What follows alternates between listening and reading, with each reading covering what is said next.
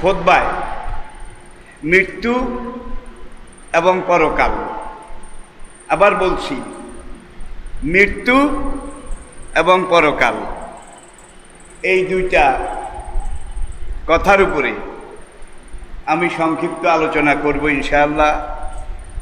মহান রব্বুল আলামিন আমাকে আমাদেরকে বলার, শোনার, জানার, সঙ্গে সঙ্গে আমল করার তৌফিক দান করুন। সবাই পড়ুন আমিন। মৃত্যু, মরণ, যেটাকে আমরা বলে থাকি মৌত। মৌত শব্দটা কোরআনের পরিভাষা, মহান রব্বুল আলামিনের দেওয়া পরিভাষা।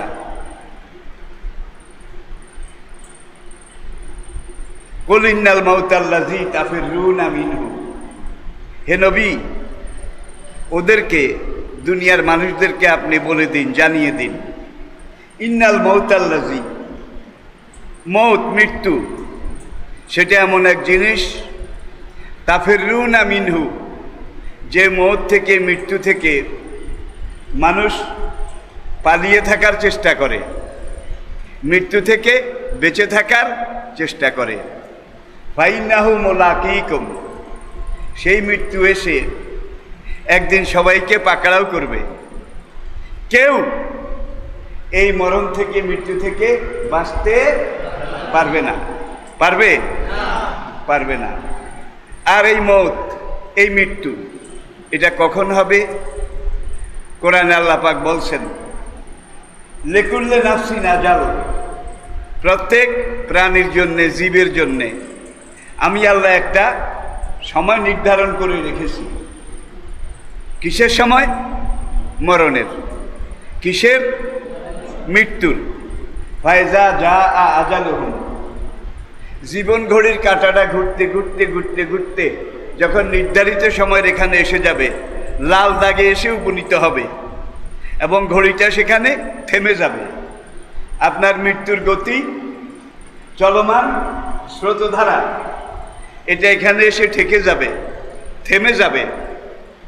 যত বছর, যত দিনের ভিসা, ছাড়পত্র দিয়ে আপনাকে এখানে পাঠানো হয়েছে, সেই ভিসার মেয়াদটা যখনই শেষ হয়ে যাবে, তখনই প্রত্যেকটা প্রাণী, প্রত্যেকটা মানুষ দেখতে পাবে মালিকুল মউত তার সামনে উপস্থিত হয়ে যাবে। কিভাবে উপস্থিত হবে? আল্লামা জালালউদ্দিন সিয়ুতি রাহমাহুল্লাহ আলাইহি চার ফেরেশতা, প্রধান চার ফেরেশতা, জিবরাইল, মিকাইল, ইসরাফিল, আজরাইল, এই চার ফেরেশতার শারীরিক গঠন, ফিজিক্যাল স্ট্রাকচার, দৈহিক আকার আকৃতি, এটাকে বর্ণনা করতে গিয়ে সহিহ হাদিস এটা এনে তিনি লিখেছেন যে আজরাইল আলাইহিস সালাতু ওয়াস সালাম কোনো জীবের, কোনো প্রাণীর জান কবজ করার জন্য যখন আসে, ওই মুমূর্ষু ব্যক্তিটার সামনে আজরাইল যখন উপস্থিত হয়, তখন আজরাইলের একটা পাও থাকে জমিনে, আরেকটা পাও থাকে লৌহে মাহফুজের সেখানে, এক সাইড। এইবার আপনারাই বুঝতে পারেন জিনিসটা কদ্দুর। সে যখন সামনে এসে উপনীত হয়, ওই মুমূর্ষু ব্যক্তি এইভাবে চোখ উল্টিয়ে ফেলে, চোখের আর কোনো পলক থাকে না, একদৃষ্টে অনিমেষ নেত্রে ডাগর ডাগর চোখে মালিকুল মউতের দিকে তাকিয়ে থাকে। আর এই আজরাইলকে যখন দেখে, তখন তার সবচাইতে আদরের ছেলেটা বুকের উপরে পড়ে আব্বা আব্বা করে কান্দে। তার জীবন সঙ্গিনী, সে তাকে জড়িয়ে ধরে কান্দে। ওই ব্যক্তির মা, সে বাবা বাবা করে কান্দে। এতক্ষণ সবাই কান্না সে শুনেছিল, সম্ভব হলে দুই একটা কথা বলেও ছিল, কিন্তু ওই বেটা যখন এসে গেছে, কোন বেটা? আজরাইল। আজরাইলে এই বিদ ঘুটে কিম্ভূত কিমাকার, বিরাট দেহ বিশাল বপু দেখে লোকটা এমনভাবে তাকিয়ে থাকে, এখন এখানে যারা আছে তাদের সাথে সব সম্পর্ক শেষ হয়ে যায়। আরেক জায়গার সম্পর্ক, আরেক জগতের সম্পর্ক শুরু হয়ে যায় প্রত্যেকের।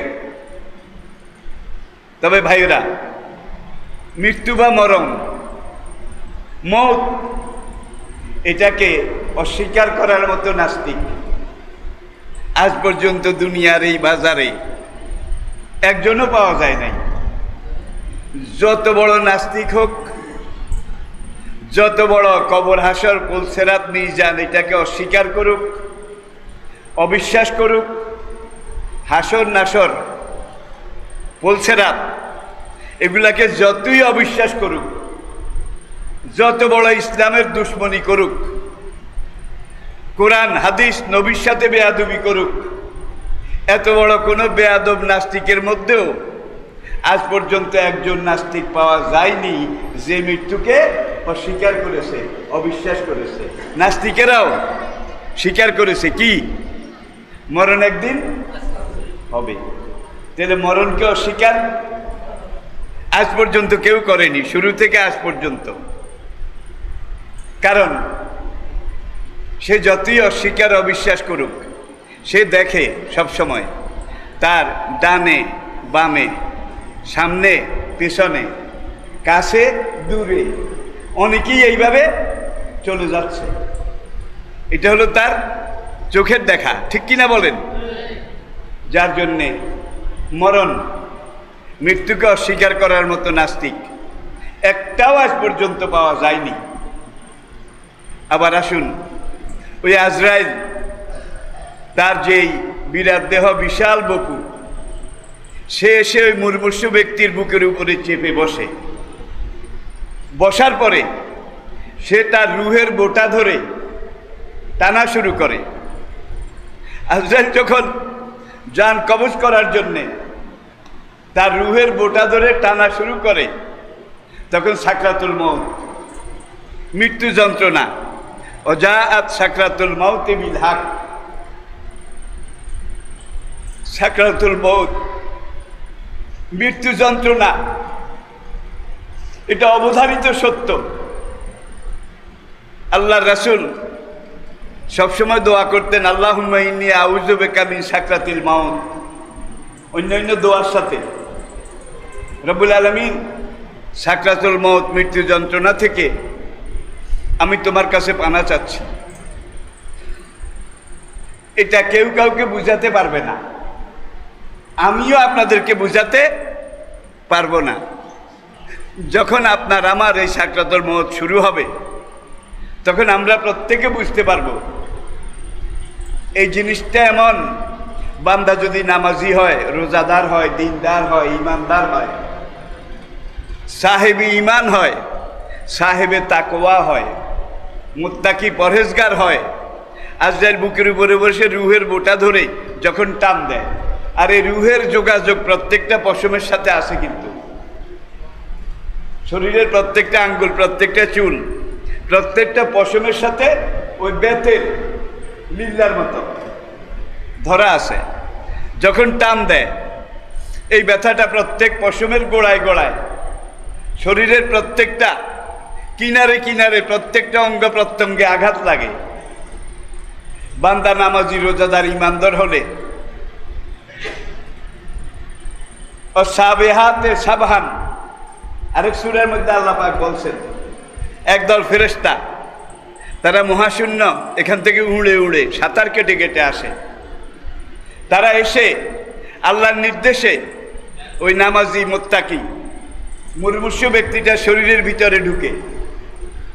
আজরাইল তো টানে, আর ওই ফেরেশতারা কুদরতি ছুরি দিয়ে প্রত্যেকটা পশমের গোড়া থেকে তাড়াতাড়ি করে বান কেটে দেয়। বেত নামাবার সময় কি করা লাগে? কাঁটাওয়ালা বেতের লিল্লা, এটা বোধহয় কাটা লাগে না, এটা কেটে দিলেই বেতটা নামে। ঠিক একটা বেত কয়েকশো হাত লম্বা বিশাল একটা গাছকে ধরেছে।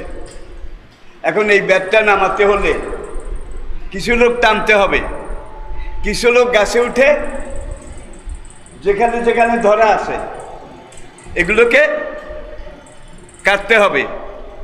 আস্তে আস্তে কাটবে আর আসবে, কাটবে আর আসবে। একটা বেতের আঁকড়া, একটা লিল্লাও না কেটে বহু মানুষ মিলে সজোরে যদি এই বেতটাকে নামায়, গাছটার কি অবস্থা হবে? একটা ডাল, একটা পাতা, কিছু থাকবে না, সব ভেঙ্গে চুরে একাকার হয়ে চলে আসবে। ঠিক কিনা বলেন? সাকরাতুল মউত যখন শুরু হয়, মালিকুল মউত তার ডিউটি করে, রূহ কবজ করার জন্যে ধরে টানে। আল্লাহ পাক একদল রহমতের ফিরিস্তা পাঠায়, তোমরা ভিতরে ঢুকো, ওই বেতের মতো যেখানে যেখানে রূহ আটকে তাড়াতাড়ি করে কেটে দাও, রুটা যেন সহজে বেরিয়ে আসে, তাইলে আমার বান্দার কষ্ট কম হবে। বলুন আলহামদুলিল্লাহ। মহান রব্বুল আলামিন আজ হোক, কাল হোক, এখন হোক, একটু পরে হোক, এই অবস্থা তো আমাদের সবাই হবে, নাকি দুই একজন বাদ যাবে? সবাই হবে। আল্লাহ পাক যেন সেই কঠিন সময় সন্ধিক্ষণে সাকরাতুল মউত আমাদের জন্য আসান করে দেন, মৃত্যু যন্ত্রণা আমাদের জন্য লাঘব করে দেন। আরো জোরে পড়ুন আমিন। তাহলে আমরা সিদ্ধান্তে আসলাম, মরণ অবধারিত। এটা এক সময় না এক সময়, একদিন না একদিন হবেই হবে। টাকা দিয়ে যদি মৃত্যুকে ফিরানো যেত, তাহলে ফেরাউন ফিরাতো, নমরুদ ফিরাতো, এত এত কিছু তারা করেছিল, কিন্তু মৃত্যুকে কোনো ফেরাউন, কোনো নমরুদ, কোনো সাদ্দাত, কোনো আবু জাহেল বোধহয় রুখতে পেরেছে? ফিরাতে পেরেছে? তাহলে এটা এমন এক আল্লাহ পাকের কুদরতি ফয়সালা। এই ফয়সালা সবার জন্য অবধারিত, নিশ্চিত। এখান থেকে কেউ বাঁচতে পারবে না, রেহাই পাবে না। এবার আসুন পরকাল। পরকাল আছে কিনা, পরকাল আদৌ হবে কিনা, এইটা নিয়ে যুগে যুগে একদল নাস্তিক অস্বীকার করেছে, অবিশ্বাস করেছে, পরকাল নাই। সব আম্বিয়া কেরামের যুগে, এমনকি আখেরি নবী আমাদের নবীজির সময় মক্কার একদল কাফের বেঈমান, ইসলামের দুশ্মন, তারা বলেছিল আয়জা মেতনা অকুন্না তোরাবান, আমরা যখন মরে যাব আমাদের শরীরটা মাটিতে খেয়ে ফেলবে, মিশে যাবে। জালেকা রাজুম বাইদ, আমাদের শরীরটা এইভাবে মাটিতে মিশে যাওয়ার পরে মুহাম্মদের খোদা আবার আমাদেরকে নতুনভাবে তৈয়ার করে হাসরের মাঠে হাজির করে উপস্থিত করে বিচার করবে। হায় হাতা, হায় হাতা বা তু আদুন, যেই হাসরের ভয়, পরকালের ভয় মুহাম্মদ তোমাদেরকে দেখায়, এটা আসলে কোনোদিন কঠিনকালেও হবে না। তাহলে মৃত্যুকে কেউ অস্বীকার করছে না, করে নাই। কিন্তু আখেরাত, পরকাল, কবর, হাসর, কবর আযাব, পুলসিরাত, মিজান, পরকালের এই ঘাটিগুলোকে, চেকপোস্টগুলোকে যুগে যুগে অনেক নাস্তিক তারা অস্বীকার করেছে, অবিশ্বাস করেছে। সেই ধরনের নাস্তিক আগে ছিল, এখন নাই, দুনিয়ার সব দেশে আছে। ঠিক কিনা বলেন? তারা কোরআন মানে না, হাদিস মানে না, আল্লাহ মানে না, রাসূলও মানে না, পরকালও মানে না। মনে পড়ে গেল জীবনে আল্লাহ ইলম যা দিয়েছেন, সামান্য সামান্য, এটা একেবারে, কিন্তু বয়স হিসাবে অভিজ্ঞতা, এটা আল্লাহ অনেক দিয়েছেন আমাকে। একবার বিলাতে, সে আমার সফরকালে বন্ধুপ্রতিম দেলোয়ার হোসেন সাইদি সাহেব, তিনি গেলেন ব্রিটেনের এক শহরে। সেই শহরটা ছিল ম্যানচেস্টার, আর আমি গেলাম বার্মিংহামে, আরেকটা শহর। দুইজনে দুই শহরে দুই জায়গায় বক্তব্য ছিল। তা আমি পরকাল আখেরাত এটার উপরে বক্তব্য রাখলাম সেমিনারে, ইসলামী সেমিনার, আলোচনা সভা। আলোচনার পরে এখন প্রশ্নোত্তর। ওই দেশের নিয়ম, বক্তা যেই বিষয়ের উপরে আলোচনা করবে, বক্তৃতা শেষ হওয়ার পরে শ্রোতারা ওই বিষয়ের যেসব ব্যাপার বুঝেনি, ক্লিয়ার হয়নি, পরিষ্কার হয়নি, সেসব ব্যাপারে বক্তাকে প্রশ্ন করবে। তো সেই নিয়মে এবার প্রশ্ন আসা শুরু করলো। প্রথম যেই প্রশ্নটা আমার কাছে আসলো, সেই প্রশ্নটা ছিল যে পরকাল যে আছে, অনারেবল মাওলানা, এইভাবে সেই ইংরেজিতে, সম্মানিত মাওলানা সাহেব, আপনার কাছে আমি জানতে চাই পরকাল যে আছে এটার প্রমাণ কি আছে? আমি সঙ্গে সঙ্গে বললাম, মাই ডিয়ার জেন্টেলম্যান, প্রশ্নকারী ভদ্রলোক, আপনার কাছে আমি জানতে চাই পরকাল যে নাই, এই নাইয়ের ব্যাপারে আপনার কাছে কি প্রমাণ আছে? ভদ্রলোক দাঁড়ালো, পরকাল যে নাই এই ব্যাপারে আমার কাছে কোনো প্রমাণ নাই। আপনার আগে যারা ছিল তাদের মধ্যে এমন একজনকেও পাওয়া গেছে কিনা আজ পর্যন্ত যে পরকাল নাই, শেষ বিচার, আদালত, জান্নাত জাহান্নাম নেই, এটা প্রমাণ করতে পেরেছে এমন একজন ব্যক্তি আমাকে দেখায় দেন। ভদ্রলোক বলল, নো, নেবার, না, দেখানো যাবে না, পরকাল নাই, এটা আজ পর্যন্ত কেউ প্রমাণ করতে পারে নাই। তাহলে যেটা কেউ প্রমাণ করতে আজ পর্যন্ত পারে নাই সেটা আছে নাকি? যদি না থাকতো অন্তত দুই একজন হলেও প্রমাণ করত যে পরকাল নাই। কিন্তু পরকাল আছে, এটা কোরআনে আছে, হাদিসে আছে, ইসলামে আছে। আগের ধর্ম তাওরাত, জবুর, ইনজিল,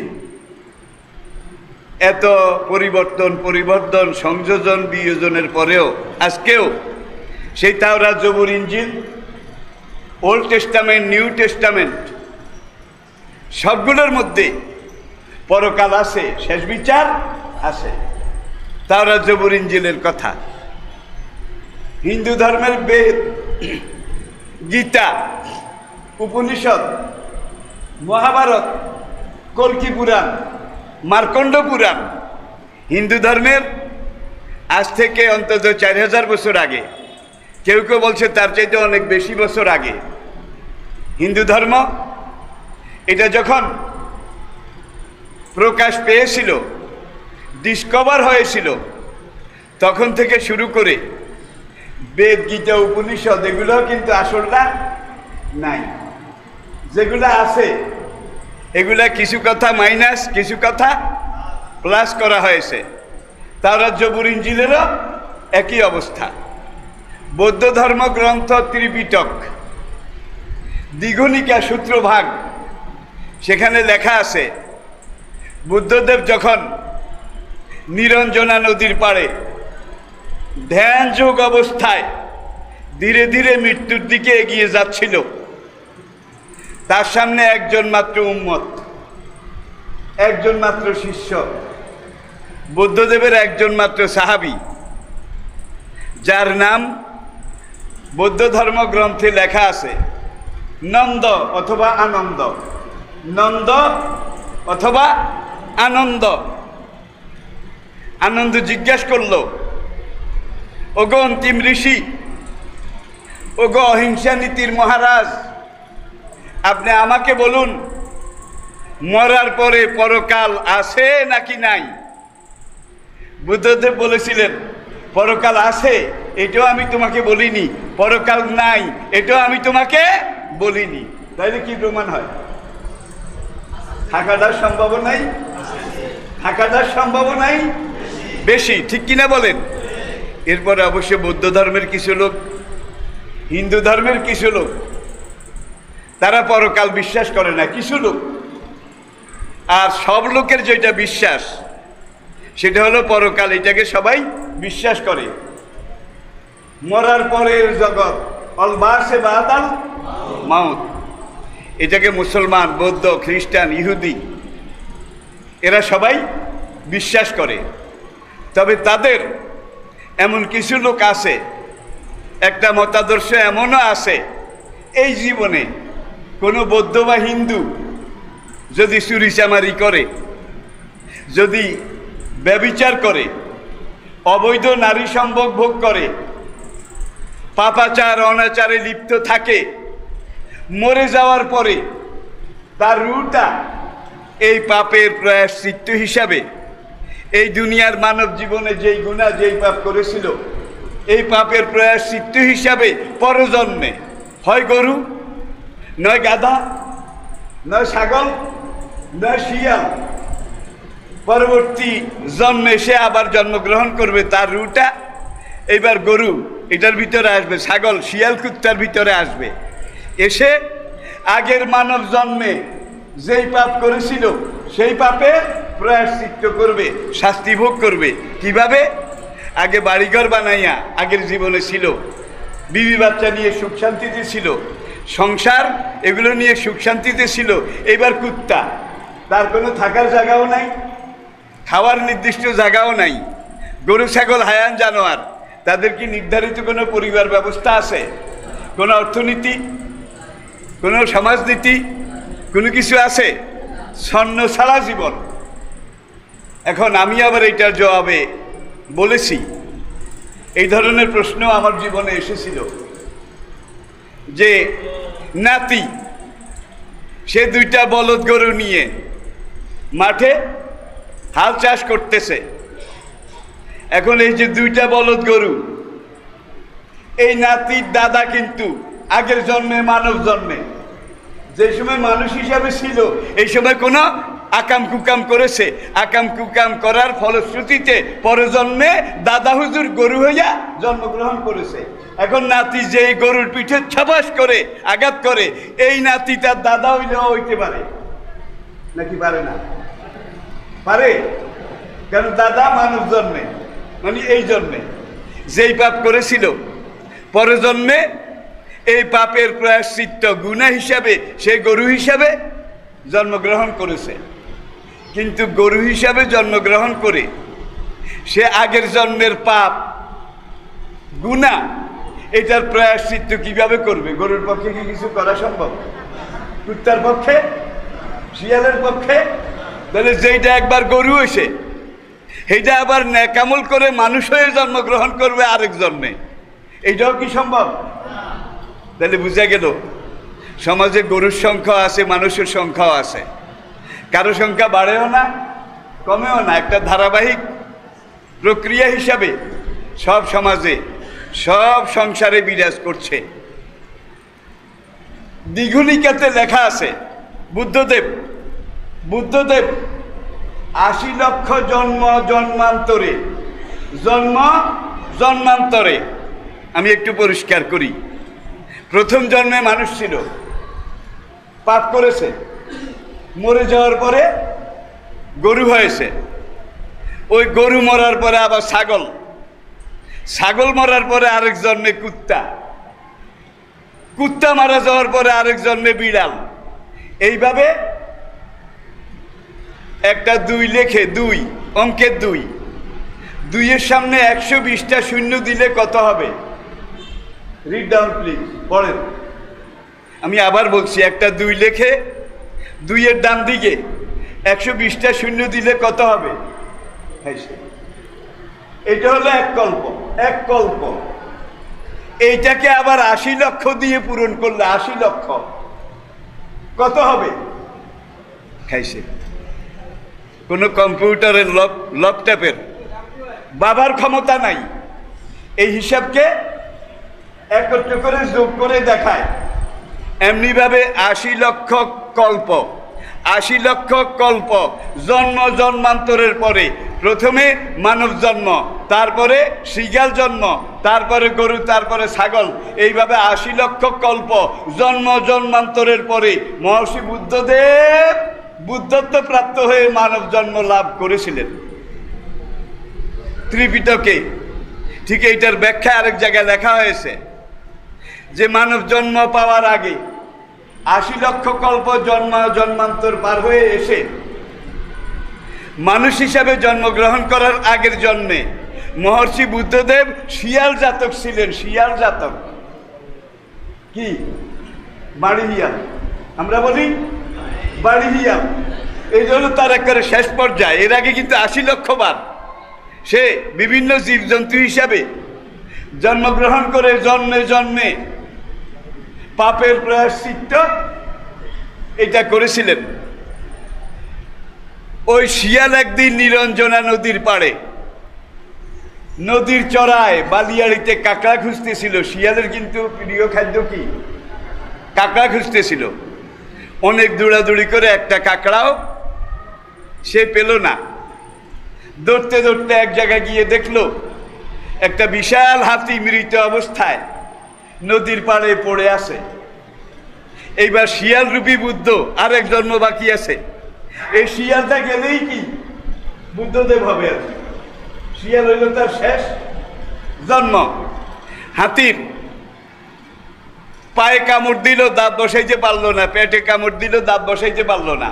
মাথায় কামড় দিল, দাঁত বসাইতে পারলো না। এবার গুজ্জদার মলদার সেখানে গিয়ে কামড় দিয়ে দেখে যে গ্রান নরম নরম লাগে। এবার ওই গুজ্জদার থেকে গোষ্ঠীগুলা সে খেলো। যখন ওই গুজ্জদারের গোষ্ঠীগুলা খাওয়া হয়ে গেল, এবার দেখা গেল ভিতরের দিকে একটা গুহপথ, একটা পথ। এই পথ দিয়ে সে ভিতরে ঢুকলো। ভিতরে ঢুকে কলিজা গুড্ডা তিলাই এই মরা হাতির এগুলো খেলো। এরপরে লেখা হচ্ছে যে ভুরি ভোজনের পরে শিয়াল রূপী বুদ্ধ হাতির পেটে ঢুকে কলিজা গুড্ড খেয়ে ভুরি ভোজনের পরে অতি ভোজন করলো। ভুরি ভোজনের পরে ওভার ফিডিং বেশি খাওয়া হয়ে গেছে।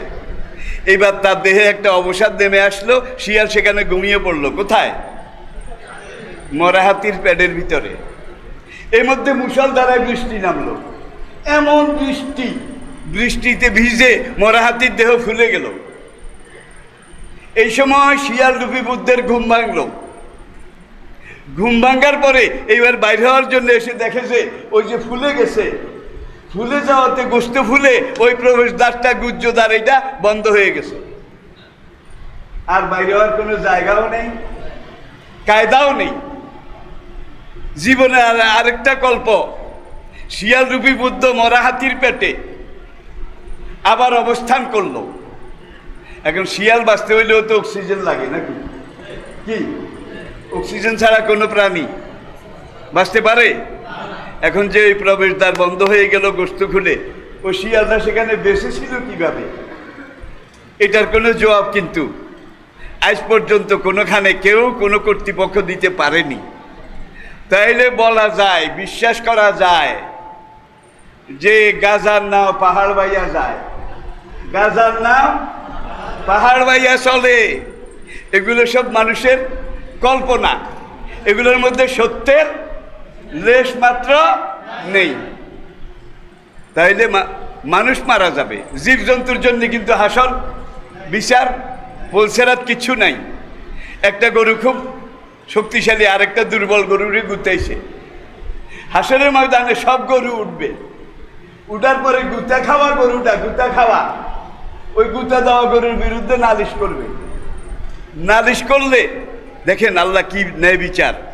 আল্লাহ এখন দুনিয়াতে ওই যে গরুটা গুতা খেয়েছিল, সেই গরুটা যেই পরিমাণ দুর্বল ছিল, এই পরিমাণ দুর্বল হিসাবে গুতা দেনওয়ালা গরুটারে বানাবে।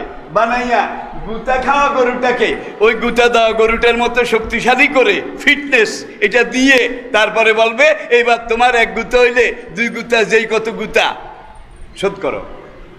এখন আল্লাহর দরবারের সামনে আল্লাহর নির্দেশে এই গুতা খাওয়া গরু গুতা দেওয়া গরুকে কি করবে? পাওনা শোধ করবে। শোধ করার পর আল্লাহ বলবেন সিরু তোরা আবার, এবার তোরা মাটি হয়ে যা। কুত্তা দুইটা, একটা আরেকটারে কামড়াইছে। হাসরের ময়দানে দনু কুত্তাকে আল্লাহ হাজির করেছে। কি রে তোর খবর কি? এই যে কামড়াইয়া কিছু রাখে নাই। এখন আল্লাহ ওই গরুর মতো যে কুকুরটা কামড় দিয়েছিল তাকে হাজির করবে, আর যেই কুকুরটা কামড় খেয়েছিল হাজির করবে, করার পরে বলবে তোরে যেই কয় কামড় দিছে তুই এখন সেই কয় কামড় দে। দেওয়ার পরে আল্লাহ বলবে সিরু তোরা বান। পাঠা ছাগল দুইটা গুতাগুতি করেছিল, পাঠা ছাগল, সেগুলোর বিচারও এইভাবে হবে। আগে আল্লামা খাকানি রহমতুল্লাহ আলাই লিখেছেন, আল্লামা ইবনে হাজার আসকালানি রহমতুল্লাহ আলাই লিখেছেন, আল্লামা শেখ আহমদ কাস্তালানি রহমতুল্লাহ আলাই তিনি লিখেছেন। এনারা কিন্তু সবাই কোরআন এবং হাদিসের সেই প্রথম যুগের সবচেয়ে বড় বড় মুফাসসির। তারা লিখেছেন মানুষ যখন দেখবে ইতর প্রাণী তাদেরকে এইভাবে গুতার বদলে গুতা, কামড়ের বদলে কামড়, এগুলো দেওয়াই আল্লাহ বলছে সিরু তোরাবা। এটা দেখে ওই আকুলুল কাফেরও ইয়া লাইতানি বেনবাজি বেরোজদারি ফাসিক ফুজ্জার, তারা বলবে আরে আমাদেরকে যদি এইভাবে মাটিতে মিশিয়ে দেওয়া হতো। আল্লাহ বলেন আইয়াহসাবুল ইনসানু আইয়ুতরাকা সুদা, এত সস্তা নয়। কুত্তা তো কুত্তা, নামেও কুত্তা, কামেও কুত্তা। গরু তো গরু, নামেও গরু, কামেও গরু। গরু বোধহয় আরেকজনের ক্ষেত্রে ডাল গ্যাস খায়, গৃহস্থের ক্ষেত্রে খায় না। জোরে কোন? তাহলে কোনটা আপন কোনটা পর, কোনটা লাভ কোনটা ক্ষতি? আর মালিক হাজারবার কইল ইয়া ইউহাল গরু ইন্নী আকুলু লাকা হাযিহি জিরাতি লা তাকুল মিনহা শাইয়ান। ওরে গরু শোন, তুই আমার গরু, আমি তোর মালিক, এটা আমার ডাল খেত, আমি ডালগুলো খাবো, তোকে খড়ভুসিগুলো খাওয়াবো। আমি মালিক বাঁচলে তো তুই গরু বাঁচবি। এই ক্ষেত্রে ডাল গ্যাস খাওয়া তোর জন্য মাকরুহ তাহরিমি, গুনাহে কবিরা। খবরদার এই ক্ষেত্রে ডাল গ্যাস তুই খাস নে। ভালো করে ইয়া ইউহাল গরু ইন্নী আকুলু লাকা হাযিহি জিরাতি লা তাকুল মিনহা শাইয়ান, একেবারে ওয়াজের সুরে বলেন না, বলে টলে বান্দর খুলে দিয়ে আসেন, গরু বোধহয় খাবে না। গরু বলবে এত আপন পর, এত সোয়াব গুনাহ, লাভ ক্ষতি, এগুলো আমার নিদানে নাই, পুঁথিতে নাই, পাজিতে নাই, সাইকোলজিতে নাই, থিওরিতে নাই। আমি একটাই বুঝি, আমার জীবনের সমস্যা একটা, সেটা হলো পেট সমস্যা। কি? পেট সমস্যা। এই পেট ভরার জন্যে আমি সামনে যেটা পাই, এই জন্যই গরুকে গলায় রশি দিয়ে খুঁটা গেড়ে নির্ধারিত সীমার মধ্যে রাখা লাগে, ঠিক কিনা বলেন? যাতে সে নির্ধারিত সীমার বাইরে যেতেও না পারে, খেতেও না পারে, ঠিক কিনা বলেন? ছাগলও এইভাবে বান্ধা, ঘোড়া, দুম্বা, ভেড়া এইভাবে বান্ধা, অথবা একজন তাকে লাঠি নিয়ে নির্ধারিত সীমার মধ্যে চড়িয়ে বেড়ায়, ঠিক কিনা বলেন? এখন ওদের কাণ্ড জ্ঞান নাই, আপন পর নাই, ভালো মন্দ লাভ ক্ষতিও বুঝে না, যার জন্য ওদেরকে বেঁধে রাখা লাগে। কিন্তু আপনি বিবেকের উপরে মহিয়ান সম্রাট মানুষ, আশরাফুল মাখলুকাত, আপনাকে আল্লাহ পাক বুদ্ধি দিয়েছেন, বিবেক দিয়েছেন, ভালো মন্দ লাভ ক্ষতি এটা বুঝার যোগ্যতা বোধহয় দেন নাই। একটা লুচ্চা এই দুনিয়ার বাজারে আপনি খুঁজে আমাকে বের করে দেন, যে লুচ্চাটা আল্লাহর ওয়াস্তে সোয়াবের নিয়তে জেনা করেছে। একটা লুচ্চা বের করে না, সোয়াবের নিয়তে আল্লাহর ওয়াস্তে জেনা করেছে। যত বড় লুচ্চা হোক, পাষাণ হোক, সে যখন জেনা করে, সে তখন একদিকে জেনা করে, আরেকদিকে কি কেউ দেখে নাকি না, আসে টাসে নাকি, দেখে টেকে নাকি? তাহলে লুচ্চা নিজেও বুঝে আমি আমার মালিকের নির্ধারিত সীমা কি করতেছি। এইবার যদি কেউ দেখে ফেলে, আমি ধরা পড়ি, তাহলে দুনিয়াতে নগদ নারায়ণ, নগদ নারায়ণ বুঝেন? নগদ নারায়ণ।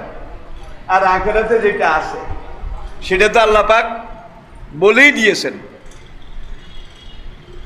একটা চোর বাইর করেন তো, সোয়াবের নিয়তে চুরি করেছে, একটা চোর বাইর করেন।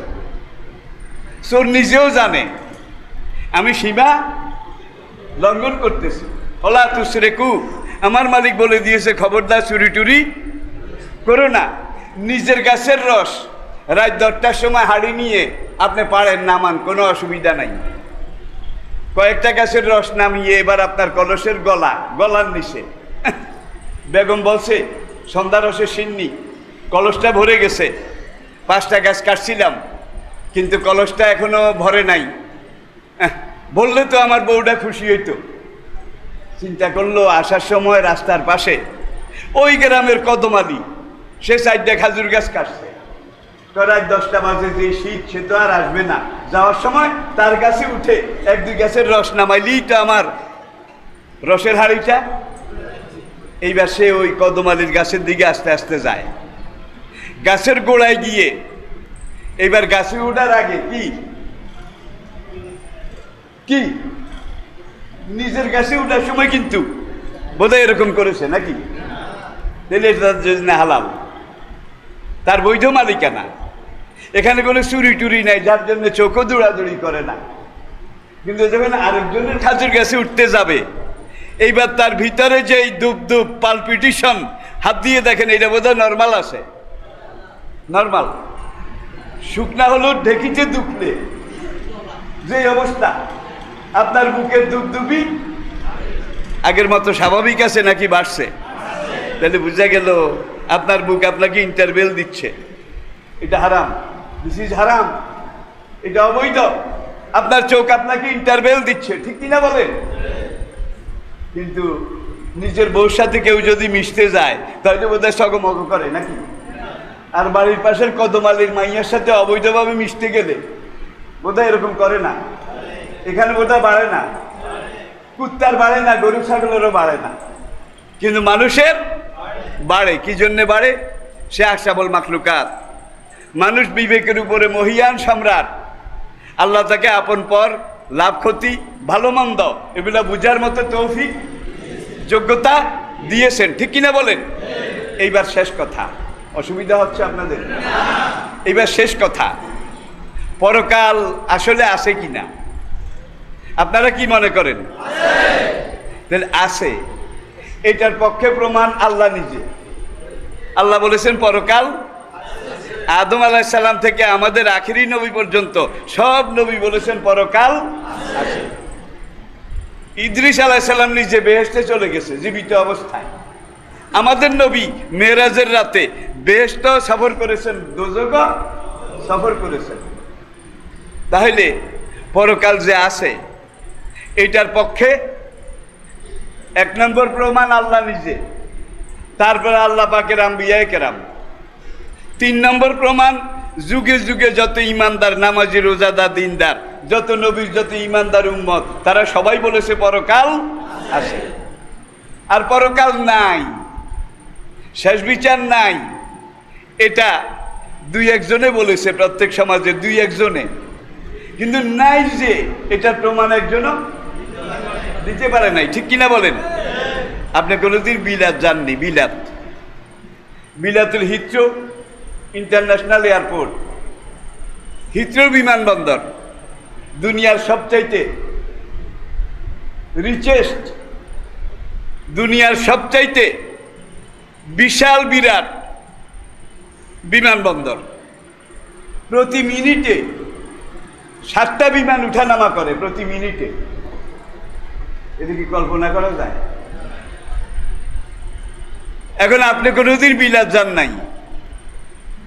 আমি যখন এখানে এসে আপনাকে বললাম, ভাই হিথ্রো বিমানবন্দরে গিয়ে যখন বিলাতে নামলাম, ভাই বিমান এই প্রজাপতির মতো, ফড়িংয়ের মতো উঠানামা করে, আমরা কেন হিথ্রো বিমানবন্দর বলতে কোনো বিমানবন্দর নাই। আছে, এইটাও আমি বিশ্বাস করি না। আমি বললাম কেন বিশ্বাস করেন না? হিথ্রো বিমানবন্দর আছে, এটা আমি দেখি নাই। সুতরাং যেটা আমি দেখি নাই সেটা আছে, এটা আমি বিশ্বাস। এই বেটা বোধ হয় যুক্তি মানে, দর্শন মানে, তুমি দেখো নাই এই জন্য হিথ্রো বিমানবন্দর নাই। কেমন কি? তুমি বড় জোর বলতে পারতে যে হিথ্রো বিমানবন্দর নামে কোনো বিমানবন্দর আছে কি না, এটা আমার জানা নেই। পরকাল হাসর নাসর বলতে কিছু আছে কি না, এটা আমার জানা নাই। কিন্তু আপনি যদি বলেন পরকাল এটা হাসর নাসর আমি দেখি নাই, যেটা আমি দেখি নাই সেটা নাই, তাহলে আপনার যুক্তি আছে? আপনার কথার মধ্যে কোনো ফিলোসফি আছে, কোনো দর্শন আছে, কোনো আকল আছে, কোনো বিবেক আছে? শেষ কথা, মানুষের এই দুনিয়ার জীবনটা সসীম, সীমিত, সীমাবদ্ধ, খুবই অল্প, ঠিক কিনা বলেন? এই সীমিত জীবনে, সসীম জীবনে যারা নেক আমল করবে, আল্লাহ রাসূলের ইতাআত আনুগত্য করবে, তাদেরকে আল্লাহ যে পুরস্কারের কথা বলেছেন, জান্নাতের পরকালের বিশাল পুরস্কার, দুনিয়ার এই পরিবেশে দেওয়া সম্ভব নয়। আবার যারা দুনিয়াতে অপকর্ম করেছে, নামাজ পড়েনি, রোজা রাখেনি, আল্লাহ রাসূলের ইতাআত করেনি, শরীয়ত বিধান মানেনি, ঘুষ খেয়েছে, সুদ খেয়েছে, যারা নেশা করেছে, ইয়াবা খেয়েছে, এই ধরনের যত পাপী আছে, তাদের পাপের শাস্তিও এই দুনিয়ার জীবনে দেওয়া বোধহয় সম্ভব। একজনে মনে করেন 100 মানুষকে খুন করেছে, 100। এখন ইসলামের কোরআনের ফৌজদারি আইন হলো আর নফসা বিন নফসে, খুনের বদলে, হত্যার বদলে হত্যা, অল আনফা বিল আনফে, ঘুষি দিয়ে কারো নাক ফাটাইছে।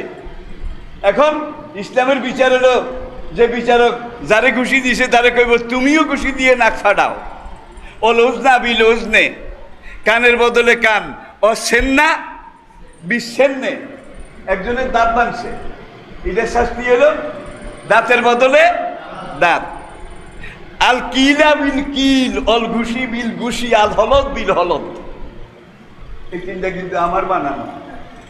তাইলে দুনিয়ার এই জীবনে অপরাধীকে, এখন সে 100 জনকে খুন করেছে, এখন তাকে আপনি যাবজ্জীবন কারাদণ্ড দিবেন, যাবজ্জীবন। এখন খুনির যাবজ্জীবনের 3 ভাগের 2 ভাগ তো চলেই গেছে, 1 ভাগ বাকি আছে। এই 1 ভাগ তাকে যাবজ্জীবন কারাদণ্ড দিলেন বা ফাঁসিতে লটকাইয়া দিলেন। দিলে সে 100 জন খুন করেছে, কয়জনের খুনের বদলা হইল? কয়জনের? 1 জনের। তার কাছে পাওনা আছে কয়জনের? 99 জনের। এখন একবার ফাঁসি দিয়েছেন, তার কাম শেষ। এবার মরা লাশের আরো 99 বার ফাঁসি দিলে কোনো লাভ আছে?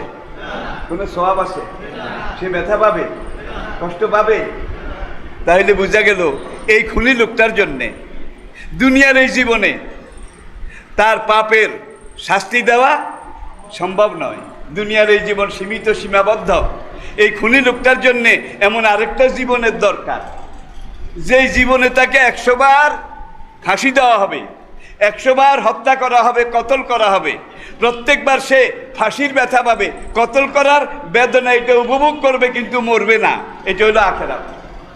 কি পরকালে তারা 100 বার জবাই করবে, 100 বার মারবে, সব মরার ব্যথা পাবে, শাস্তি পাবে, কষ্ট পাবে, কিন্তু সে মরে শেষ হয়ে যাবে না। ঠিক কিনা বলেন?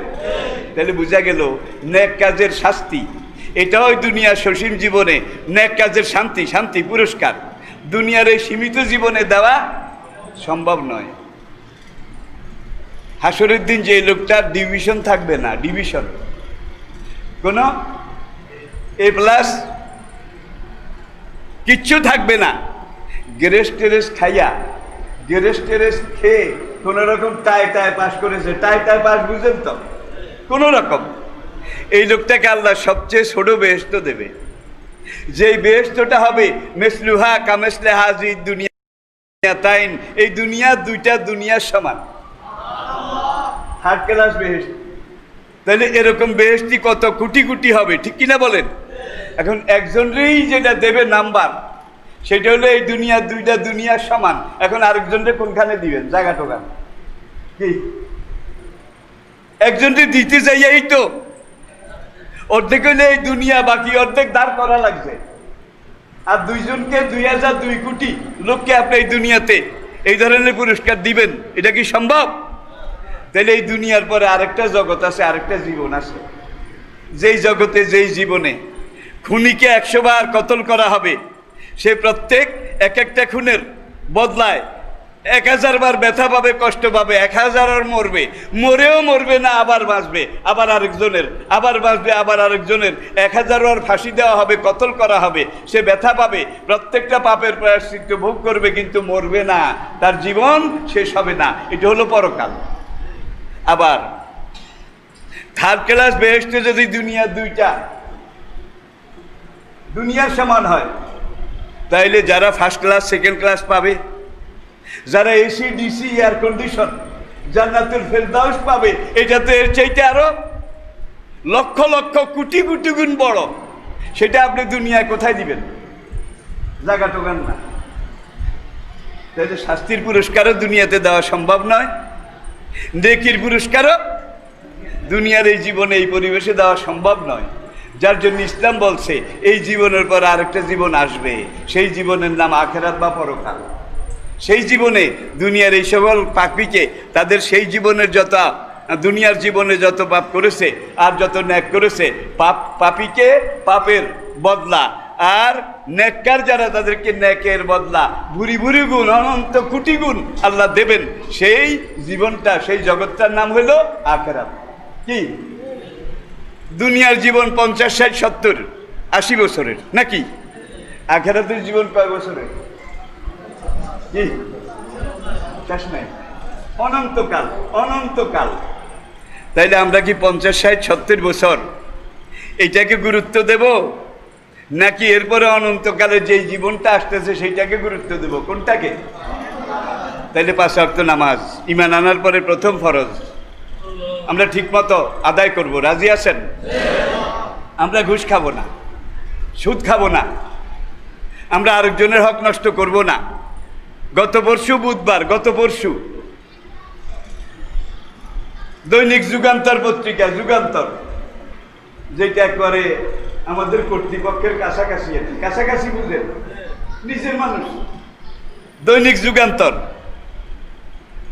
সেপ্টেম্বরের 2 তারিখ, গত গেল পরশু বুধবার, এই যুগান্তরের প্রথম পৃষ্ঠার প্রথম কলাম, সেখানে খবর হলো যে স্বাস্থ্য অধিদপ্তর, এটার একদল কর্তৃপক্ষ যাদের উপরে দায়িত্ব, বিদেশ থেকে থার্মোমিটার, এরপরে আবার কিছু সিরিঞ্জ, এগুলো আমদানি করার জন্যে 9 কোটি টাকা বরাদ্দ করেছে। কত?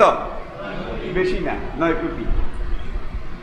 পরবর্তীতে এখন তদন্তে দেখা গেল 9 কোটি টাকার মধ্যে এরা 1 কোটি টাকার সদাই কিনেছে।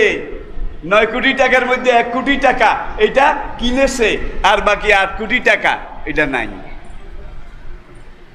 এই টাকাগুলো কার? আপনার, আমার, আমাদের। এখন এই লোকটা হাসরে মাপ পাবে কি করে? বর্তমান যে 18 কোটি মানুষ, এদের সবার কাছে মাপ চাওয়া লাগবে নাকি? এখন যদি সরকার প্রধান মাফ করে দেয়, রাষ্ট্রপতি যদি মাফ করে দেয়, তাহলে ওদের মাফ হয়ে যাবে? জিনিস আমাদের, তুমি মাফ করার কে? ঠিক কিনা বলে? তাহলে এবার মাফ চাওয়ারও জায়গা নাই, মাফ পাওয়ারও জায়গা নাই। আর বর্তমান দুনিয়া যে অবস্থায় আছে, দুনিয়ার প্রত্যেকটা দেশ এখন স্বাস্থ্য দপ্তর, স্বাস্থ্য বিভাগ, এটাকে সবচেয়ে বেশি গুরুত্ব দিতেছে প্রত্যেকটা দেশ। আর আমাদের দেশ বাংলাদেশে সবচেয়ে বেশি চুরি লুটপাট হইতেছে এই স্বাস্থ্য বিভাগে। কারণ বিদেশ থেকে টাকা এখানে জমা হয়, এটার জন্য সাহায্য এখানে জমা হয়, সরকারের যত বরাদ্দ এখানে জমা হয়। দেখা যায় স্বাস্থ্য বিভাগের একজন কেরানি, একজন পিয়ন, সে কোটি কোটি হাজার হাজার কোটি টাকা পিয়নে। বড়রা কি করেছে আমি জানি না ভাই, খবর আপনাদের কাছে আছে। তাহলে ঘুরে ফিরে কথা একটা, শেখ হাসিনা বর্তমান সরকারের একমাত্র সৎ লোক, সৎ ব্যক্তিত্ব, আর যা আছে সব ইন্দুরার বান্দর। মরহুম শেখ মুজিবকে যারা ডুবিয়েছিল, ডানে চোর, বামে চোর, সামনে চোর, পিছনে চোর, এখনকার অবস্থাটাও ঠিক। সময়ের পরিবর্তন হয়েছে, কিন্তু দলের, জনগণের কোনো পরিবর্তন হয়নি। ঠিক কিনা বলেন? এখন যেখানে যারা রিলিফ এইটা ওইটা চুরি করতেছে, ধরা পড়তেছে, পোল তৈরি করেছে, 3 মাস পরে পোল ভেঙে খালে পড়েছে। এরা সব কিন্তু নিজের মানুষ, অন্যকে দেওয়া হয় না, নিজের মানুষ। তাইলে এই যদি হয় আমাদের অবস্থা, তাহলে এই দেশ বেঁচে থাকবে, টিকে থাকবে, সামনে আগাবে, এটা কি আশা করা যায়? আল্লাহ পাক আমাদেরকে বুঝার তৌফিক দান করুন। আমি কাউকে আঘাত করার উদ্দেশ্যে কথাগুলো বলিনি, কারো মনে কষ্ট দেওয়ার জন্য বলিনি। জাতির বাস্তবতা, 9 কোটি টাকার মধ্যে 8 কোটি টাকাই খেয়ে ফেলেছে, তার এই 1 কোটি এইটা ফেরত দেওয়ার কি দরকার ছিল? এইটাও খাইয়ে ভালো হইতো। কারণ কত জায়গায় দেখা যায় তারা স্কুল বানিয়েছে, স্কুলের জন্য এত কোটি টাকা সরকারি বরাদ্দ, এটা নিয়েছে, টাকা তুলেছে, ব্যাংকের চেক আছে, দস্তখত আছে, সব আছে, কিন্তু দেখা যায় সেখানে কোনো স্কুলে নাই, স্কুলে নাই। কিন্তু এরকম কত স্কুল, কত ব্রিজ কত জায়গায় বানাইছে, আসলে দেখা যায় এখানে কোনো ব্রিজ কোনো কালেও ছিল না, খালে মোড়ে নাই, খাল নাই, ব্রিজ বানাইছে। আর সেখানে কোটি কোটি টাকা, স্বাস্থ্য বিভাগের সবচাইতে বেশি। আল্লাহ পাক এই অবস্থা থেকে উত্তরণের তৌফিক আমাদেরকে দান করুন। সুন্নত পড়েননি যারা 4 রাকাত কাবলাল জুমা